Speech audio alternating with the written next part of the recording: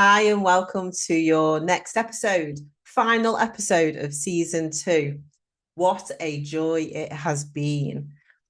Started September for season 2 with the intention of becoming more regular in the releasing of new episodes and also gaining the opportunity to speak to empowered female founders, businesswomen, and just people who I find really interesting. Now, I always joke with my interviewees that I'm nosy. I like to know people's backstory. I love to hear about how they got to where they are in business today, because I just believe that we're so similar. And there's that joy in talking about other people's self-exploration, how their business came to be, and how they got to that point. All too often you see women in business as a final kind of polished figure, but we've all got a journey. We've all had our journey. We've had our ups, our downs. We've had our grief, our happiness. We're all just human beings trying to figure out this thing called life. And if there's anything to be taken from this season, is just that. And it's been an honor, a privilege to speak to so many amazing women. And that's something that I'm going to keep on doing going into the next season. So the next season will start in the autumn, possibly September time. As I've shared, there's lots of change going on in my household at the moment. So whether that starts September, October, I've just got to leave a little availability in September for settling in my twins in their next chapters, locations, and wherever there will be. So September is going to be a time of change as well. So when I started this year, big year, me turning 50 and putting in some intentional practices. One of those was turning up more regularly for you listeners in the podcast, but also how I can be more intentional in turning up for me. This year is huge. It's a huge period of transition, of change, and shaking those kind of foundations a little bit. You know, I built my life here for the last 18 years, raising my youngest 2 children, preparing them for adulthood. And as they are on the verge of stepping into their next chapter, it's also a big change and new chapter for myself as well. So with that comes that change of dynamics, that loosening of the reins and letting go. So so I've had this kind of period of change, of growth, and how I can be a little more intentional for myself. So going into this year, that intention meant reconnecting with some friends and taking time for me, which started really well. And this is my kind of reflection on the last 6 months as well. So I went into this year with it, okay, I'm going to do this, this, this, this, this. And it started really well. And then it came to my birthday, my elder daughter's birthday, and then we went into Easter and that kind of revision period for my twins who've just sat their A-levels. And life kind of revolved around keeping a stable, calm home environment whilst they were revising. And then it went into exam season. And then they finished their exams. And it's kind of been governed by that, as much as I've wanted to be more intentional for myself. And I have to a certain extent, but perhaps not as much as what I'd intended at the beginning of the year. And that's just how things have worked out. And I think kind of reflecting on that, it kind of makes me think there's still time for that growth. And what I have learned over this kind of transition and how that has happened is my life at home for the last 30 years has been governed by caring for my children and making sure they get to their extracurricular activities, get to school and wherever they've got to be, whether it's work and things like that. So as much as I have liked not having so many extracurricular because all of those wound up at Easter, I realized that I have to put in some routines, some structure, because I can't just put it off and think I've got all this time and think, okay, I didn't need to go to the gym tonight. I can go whichever day. I can go and do my shopping whenever I want to. I don't have to fit that in with whichever activity the younger two have got. But I do have to have that structure. And that's something that I'm going to be taking forward with me going into the autumn, is having a structure. So having days when I go to the gym, having days when I record the podcast, having days where I can fill my cup, and we'll come on to that. And I'll share a little bit of what I've been doing as well to do that. And however the autumn looks, I'm even thinking that I might start a course, an evening course at college, just to keep the brain cogs ticking over and perhaps to retrain, who knows. But at the moment, that's my kind of thought process is about, okay, what can I do for myself that's going to improve me?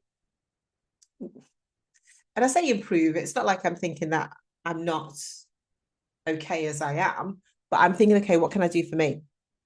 And if that means an evening course, doing something that I'm, quite interested in, or something I think, okay, why not? I've got an evening spare. Why not do something for me? So that's what I'm going to be obviously exploring as we go into the autumn term as well. And all of that is preparing for the empty nest. And I'm very conscious that I don't want to just fill my time and not have time for rest and relaxation and things like that. So it's going to take time to find what fits me. And I'm okay with that. I start to get a little into my head and that kind of a little bit of worry, a little bit of doubt, because like I say, my weekends have been busy fetching and carrying and things like that. So it's like, if I haven't got that fetching and carrying, what am I going to be doing? And I'm conscious of that outside of my family unit, who am I having conversations with? Because I don't like, I'd seen something on social media where someone who is solo, who doesn't have children, can go home at the weekend after work and not have any contact with anybody over the weekend. Now, that does happen for me when I think about it and reflect on it. Yeah, it does happen. But that's been okay because I've been busy doing other things as well with the children. So take the children out of the mix. How will that look? So I'm conscious of it, and that's kind of in the back of my mind, but I don't want that to kind of freak me out either. So it's just getting that balance without actually kind of losing my head in the process. But it's all a process. It's a learning process because it's new. And it's being okay with that, because it's not, you're not going to get it right. And it's not about being perfect. We don't do perfection. Well, I'm a recovering perfectionist. So it's hard to take your foot off that kind of control element. But I am being taught that by my youngest two, where they're kind of making decisions and I'm not in those decisions. I'm like, I don't mind you doing that, but just just talk me through it and say, okay, I'm planning on doing this, rather than just, oh, I'm off, didn't I tell you? No, you didn't tell me. And it's just that little bit of consideration. But it's all learning. They're learning, I'm learning. It's all that season of growth. And going into that season of growth, I kind of, on the verge of just before Christmas, I explored, or to be fair, I've been thinking about it for a while, about going into therapy, because I was very conscious of turning 50 and not wanting to repeat cycles that I'd seen through my own experience as a child, and me wanting to turn up differently for my own children. So I've been very aware of that over the last 10 years, especially, and more so over the last 4 years. So I was very conscious of that, and me wanting to do some work around that and explore some of these themes that keep on turning up for me. So before Christmas, I went into therapy. And it was, like I say, it was something that I wanted to explore. It's something that I've wanted to do for a while, but timing hadn't been right. So that is part of my investment into myself and the future and how I can turn up as a parent. My main concern really has always been how I turn up for my children and not wanting to repeat those cycles and those familiar parental systems that we are brought up in. So that was my kind of mindset for going into it. And it's been really enlightening, going in and exploring some of these concepts and that kind of thought patterns and how you turn up. So one of the main themes that came through was how I have been a control freak in the past, and that's always been used to kind of criticize and shame me for being hyper controlling. But through therapy, exploring that is a mechanism of safety, of creating safety, having grown up in an environment that was very unsafe. And it's about how you, as an adult, create that safety. And when it was explained to me like that, I was like, so all that kind of label and shame that I had attached to me, and people attacking me for being controlling. But then when I think about it, the people that were attacking me were the people that were kind of part of the unsafe environment that I grew up in. So when I realized that and had that kind of reflected back to me, I was like, oh, okay. So if I can create safety without the need to micromanage and control everything, then I'm giving myself what I never had. And I'm like, I'm okay with that. But it takes a therapist to kind of unpick that, because I have done quite a lot of work in that kind of acceptance and understanding of my childhood experience and where I am today. Yes, I have done work, and I have got to a point where I'm pretty confident and happy with my parenting style. Sometimes I've had to really defend myself as a parent for the decisions that I've taken for my children, but I've done it from a place of wanting to provide safety and be responsible as a parent. So if other people have seen that as a problem, then that's their problem, because as long as my relationship with my children is as open and honest within the realms of their understanding, and we can have that dialogue, we can have that conversation, we can have uncomfortable conversations, and for me to be secure in that. And that's something else that I have explored as well through therapy. So therapy for me was that kind of bow, that kind of taking myself through that to come out the other side. And my closing reflections on my kind of journey through therapy was, you know what? I'm all right, actually. I'm okay. As in, like, the things that I've been doing, or the kind of second guessing, and I say my controlling elements, my perfectionism, my procrastination, it's all about creating safety. And if I can create safety within my body, within my home, within my immediate circle, then that's good. And that's what I'm working through, and that's what I'm accepting. And that was an amazing revelation. So my therapist was absolutely amazing in reflecting that back to me, and even some of the things when I had discussed. And it was very much like, okay, my lived experiences provided wisdom. The negative experiences that I've gone through have heightened my kind of perception of things. So I look all around and I'm looking for these different signs and having that awareness of how people turn up or don't turn up. And again, where I may have been criticized for that, is actually a skill. And it's something that I need to lean into more. And that goes with intuition, there's kind of gut feelings and that kind of, and like, you've got wisdom running through your veins. Why doubt yourself? Because it's there for a reason. Yeah, it can be a protective factor. Yes, it can sometimes hold you back a little, but there's also wisdom in it. So why doubt yourself? And that's another amazing revelation. So that was something that, like I say, I wanted to do for myself going into this next, I don't know, I could live for 30, 40, even 50 years. I might even just be middle-aged. So there's a lot of time in front of me.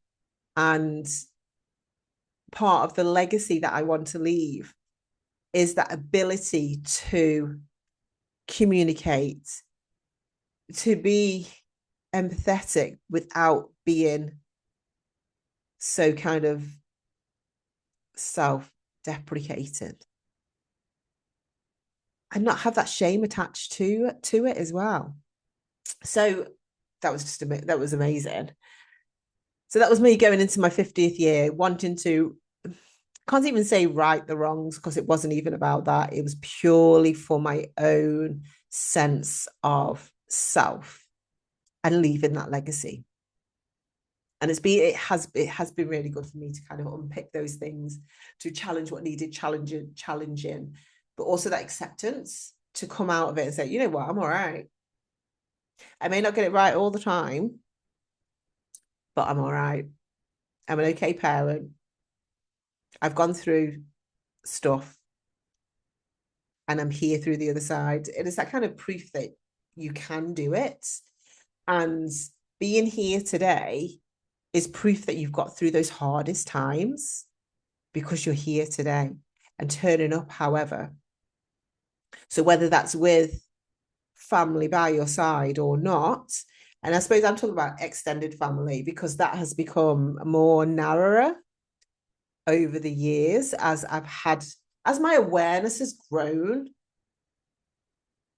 my circle has got smaller, because there's people that are in my outer circles that haven't got my best interests at heart.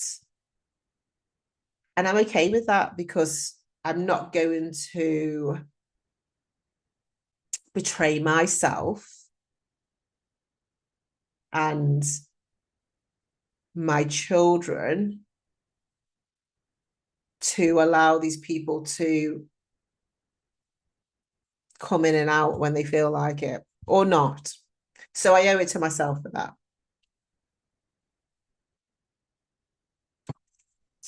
And that's the beauty of having that kind of total acceptance coming through therapy. And it wasn't a case of,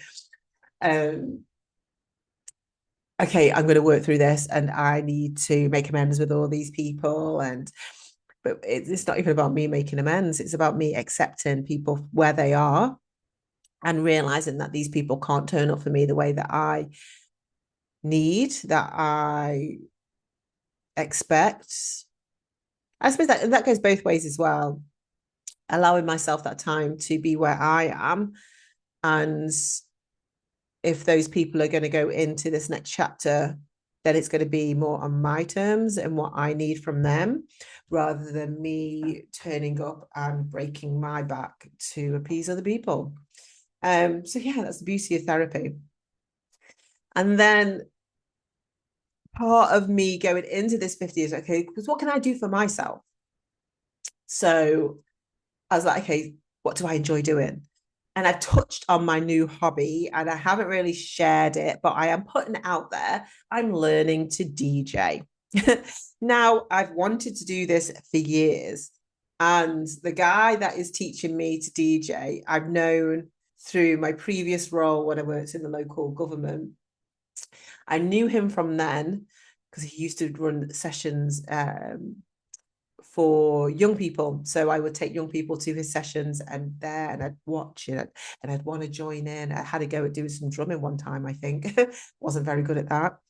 And when I had my first lesson with him, he was like, Marie, he goes, I remember you saying this years ago that you wanted to do it. I was like, can you? It goes, I know I've always loved music. I've always loved dancing.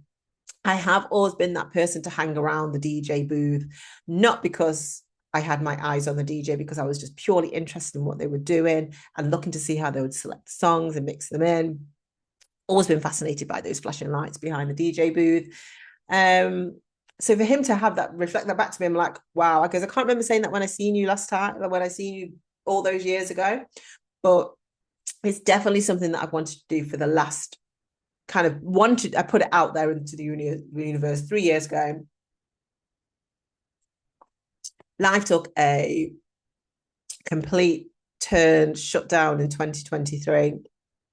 So it wasn't the time to explore that.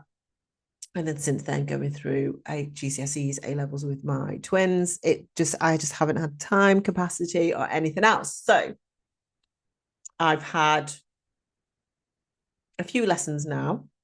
I am on the cusp of getting my own equipment as well, so I can practice at home. So that is something that I'm going to be doing, and it's hard. It's so difficult. Oh, I come out really overstimulated. I'm like, what on earth? And I'm getting better. It's just a lot to take in. So yeah, so I'm going to get my own equipment and then I can practice. And that's something that I'm going to do myself, where I can just plug in and lose myself for a couple of hours, or maybe even longer than that, because the lessons go really, really quickly. So I'm having one-to-one lessons and it's a work in progress. And I'm like, just explain that to me again. Why are we doing that? And just going with it. And it's very interesting because you have obviously your screens, you sync up the beats, you sync up the speed, and then you have these screens to watch as well. So I'm watching screens, I'm kind of like looking to see, okay, right, there you go, the lyrics are coming in here. And then I said, don't look at the screens, Marie, just listen to the music. He goes, you know how to dance, you can feel the rhythm, you can count, you're musical, listen to the lyrics, what's happening, rather than looking at the screen, because you're looking at the screen and the beat's off. So you need to listen to the music and listen to the beat. So when I did that, I could do that. And obviously I love my music and everything else. So I just need to experiment with some there's so many things that you can do. But when I went to a music festival recently, they had loads of DJs on. And then I'm listening to it and I'm like, oh, okay. So he's using the stems there. He's separated the lyrics and they've got the lyrics on the loop. And I was like, the beats off. He didn't cue it. Oh, check me. I've only had a few lessons. And I can hear what the DJ is doing or what they were doing. And they were not mixing very well either. And I thought I was like, okay, I'm not really doing it. Okay, but they're definitely not doing it. Yeah, so now I can obviously go out and listen to music and explain what the DJ is doing, I was kind of laughing when I was talking to when I was saying to my daughter, goes, oh, they've got stems, nice decks as well, though, to be fair. Yeah, so learning to DJ, that's my new skill. Adding that to the repertoire, but definitely something that I am very excited to try. And like I say, it's difficult. And I'm not thinking, did I think it was going to be easy? Just because I like music. I realized that I need to listen to more types of music and think about what tracks I can use and mix together. Look at all the different effects, all the like the air horn and all these like echo it, like you can echo it and all that. There's just so much. That's on a massive, the equipment that I'm learning on is amazing, and that's what I want to build up to. So I'm gonna have to start small and graduate to the larger decks, which I can treat myself to when I am a little more confident with mixes and the acoustics and everything else that you can do on these electric devices. I was talking to someone the other day, because, oh, you're going to learn on vinyl. I was like, let's go one step at a time, shall we? Let's try the the, as I say, electronic route first, and we can move on to perhaps adding or selecting some vinyl as well. But we have to start somewhere. And being 50 and learning to DJ is a bit of a flex. Why the hell not?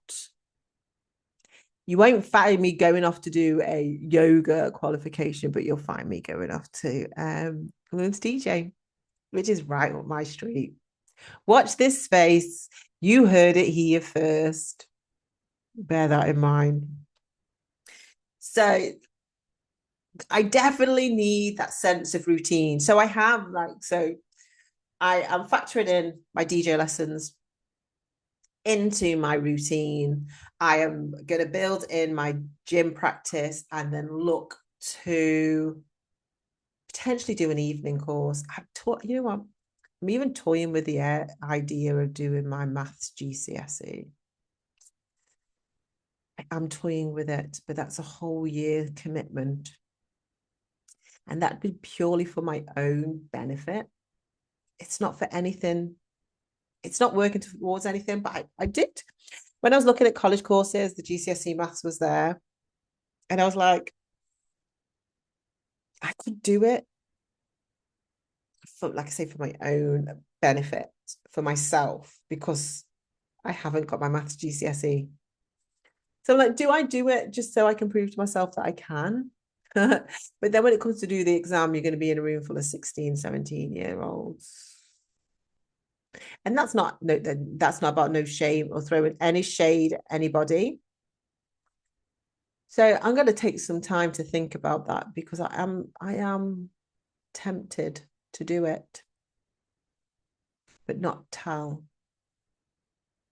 my kids. But then I might need some help from them as well, because they've all passed their GCSEs. They've done very, like the maths GCSE, they've all done exceptionally well in maths. And I am quite mathematically minded in some respects. So when I was at school, when I was in like middle school, I went through the middle school system. So I was in middle school, moved up to high school. In high school, I was in the top set. And then life happened.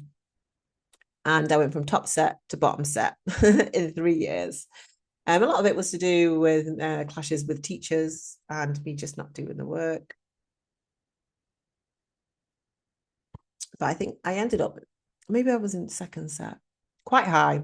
Maybe I was in second set, then ended up, so 1, 2, 3, 4. Ended up in fourth set, which was just a DOS. That was like, we used to watch films on a Friday and things like that. But I was probably quite one of the brightest ones in there. But obviously, because I'd gone down from second set all the way down. But then it came to that where I was only able to do a certain paper in the maths, but that's not necessarily correlates with the grade that I got. I have no recollection of sitting my GCSEs, like going into the sports hall, sitting down with a paper and doing the work. I have no recollection of it whatsoever. And revision wise, I probably didn't do any revision. I just went in, going in for the bants. As you do when you're 16, thinking you know everything and don't know nothing, clearly. Yeah, so that's something else that I'm thinking about over the summer as to whether or not I'll do that. But I will update you in the autumn as to what my decision was with regards to courses and further education. Because I don't want to keep on signing myself up for everything and be overwhelmed in the autumn because I'm doing copious amounts. That's too much for me as well as life changes and transitioning into an actual single person, like surviving in life. So yeah, not to stress myself out even more when I say it like that, but life is going to be very different. You know, shopping, food decisions, what I'm going to eat, it's on my own choice. As if it was just me, I'd probably have a bowl of cereal, and I can't do that because that's not very healthy, is it? So yeah, but routine, structure, filling up my cup, adding to my wonderful self, whether that is further education, DJing, and anything else that I so wish. I can do that because that is my life. And it's going to be it is exciting. And I am very excited about it. So that goes into that kind of autumn change, which is quite interesting because autumn, the season, like, you know, when the leaves start falling, change the change of tone, like tones and colors, that's slowing down, getting preparing for winter. It's all another season of growth, which is really quite poetic, isn't it, really? For myself as well as the season as well. So yeah, very exciting things happening in the autumn. And then we'll go into the next season of Unfunk Your Soul podcast. I will continue with the interviews. I will continue with the fortnightly episodes and turning up, that intentional turning up for you, the listeners and viewers, and how we can go into this next season. It's quite poignant how we're coming to the end of this season too. Season for me, going like preparing for the empty nest and going into the new season in the autumn. It just works so well. So the summer will give me the capacity that I need to be here, support my children, be here for myself, be more intentional in what I need to help me prepare for this new season of growth. And it has been a pleasure that you have been on this journey with me. And I look forward to this next season with you.